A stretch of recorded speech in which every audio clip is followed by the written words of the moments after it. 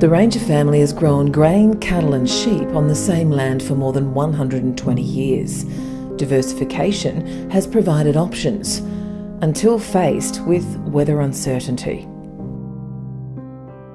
You don't know from week to week what that weather's going to bring, so you don't know what your production's going to be. Like, you might be 1 week out from harvest and then you get a massive hailstorm and you just wipe harvest out. Same thing, a fire might come through and just wipe everything out as well. So it's the weather which is unpredictable, and that's what makes things really, really tricky, and you've got it, you're on the edge of your seat all the time because of the weather. I've had to be resilient and I've had to be galvanised. The current situation at the moment, this property's, it's been in the family for those 120 years, and I do the farm with Dad. But Dad's been diagnosed with pancreatic cancer.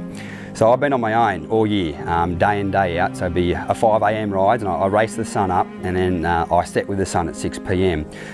So they're big days. They're sort of 12 to 13 hour days, and it's all about mindset and it's all about attitude. I've got a job to do, and nothing's going to beat me. This drought will not beat me, no matter what. I'm going to get up, and I'll get up tomorrow, and if I've got to get up for the next 12 months and do what I'm doing, that's what I do, because it's all about that attitude. And the people that have gone before me mean so much to me that nothing's going to beat me. It is challenging, and some days as that sun's rising you think, well, what am I doing, where are we going? But then all you have to think to yourself is, no, this is me and I've got this, and it's as simple as that. You just got to turn up every single day, and you just get the job done.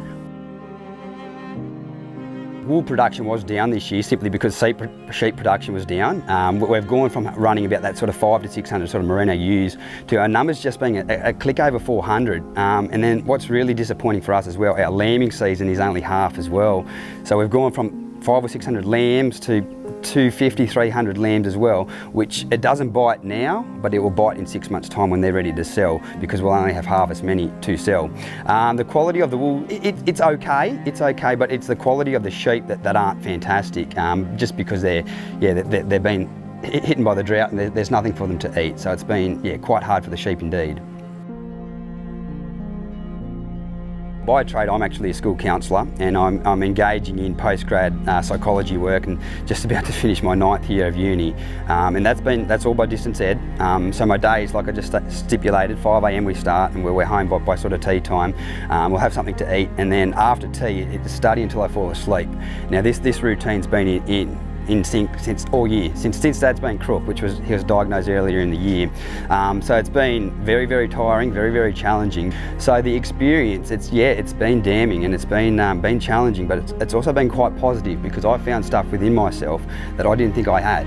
Now, I wouldn't want to go through any drought again, and I wouldn't want to go through Dad's pancreatic cancer again, because it's been massive, it's been huge. But the things that I've learned about myself, I'll be able to take forward for the rest of my life now, knowing that I can do it, I can do anything.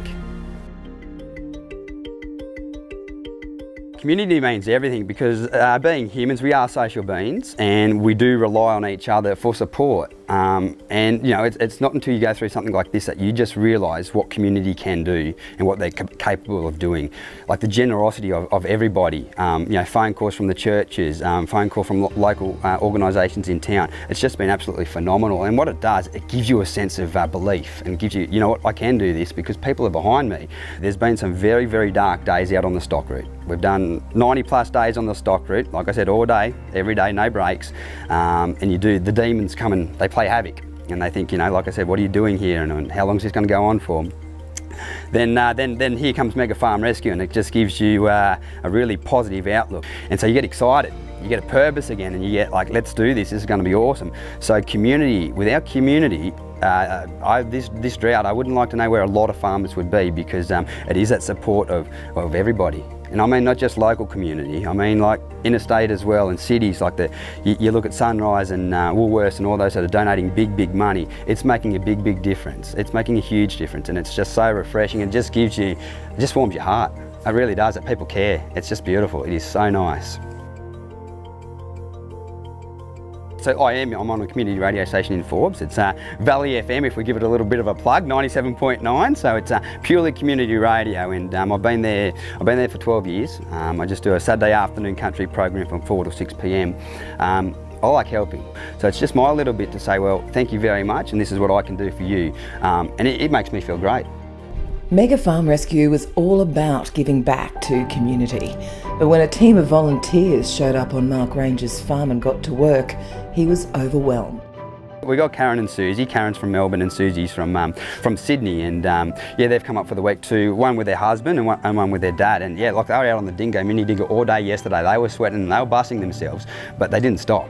They just kept going and going and going, and they've turned up here again this morning and they're ready to go again. So that's a very, very good sign. But it's great to see a good mix. It's just, you know, male, female, and it's you know, they're all getting along well, and it's just, it really is heartwarming. It means everything because, like I said, there's a legacy here. It's 120 years and I'm next, and to see these guys come out to my world, my place, to donate not just their skills but their time. Like, they're away from their families. They've come from Brisbane, Melbourne, Adelaide, all across Australia to say, righto, they've looked at themselves in the mirror one day and said, I want to help somebody. So they've left their world to come to my world, and that's just absolutely incredible because it's hours and hours and hours away, and all these guys, they just want to help. They just want to make a difference, and they're doing that. They're making a big difference because I'm so happy, and what they've been able to do this week has just been absolutely sensational. Everything from, you know, what they're doing skilled-wise to just having a few guys around for a laugh. Like yesterday afternoon, we had a couple of beers and it was just fantastic, just getting to know the guys. And, you know, like I can envision these guys are going to be friends. They're going to be friends, and when they're passing through, I expect them to call in. And when I'm passing through their cities too, I want to call in as well, because they're great people. If you know someone who could use a hand up, please contact Rural Aid and register for assistance. Or simply volunteer. A day, a week, our farmers need you.